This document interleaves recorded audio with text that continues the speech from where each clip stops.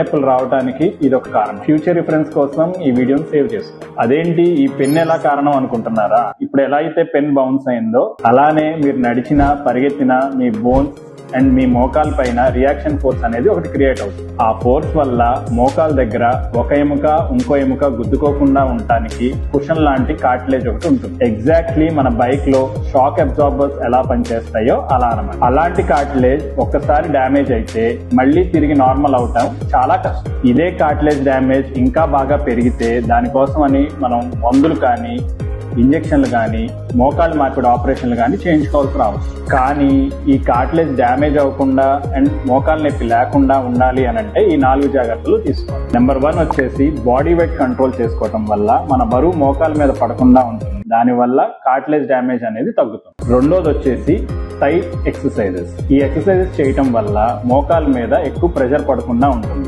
వీటిని quadriceps exercise అంటాం. మూడోది వచ్చేసి రైట్ ఫుట్వేర్ వాడటం. దీనివల్ల చాలా వరకు ఈ రియాక్షన్ ఫోర్స్ అనేది ఫుట్వేర్ అబ్జార్బ్ చేస్తుంది. నాలుగోది డైలీ మూవ్మెంట్, వాకింగ్ చేయటం వల్ల మన జాయింట్స్ హెల్దీగా ఉంచుకోవచ్చు. కార్టిలేజ్ హీల్ అవటం చాలా కష్టం, కానీ ఈ పాయింట్స్ అన్ని కరెక్ట్ గా ఫాలో అయితే డ్యామేజ్ ని ప్రివెంట్ చేయొచ్చు. మరిన్ని టిప్స్ కోసం ఛానల్ ని ఫాలో అవ్వండి.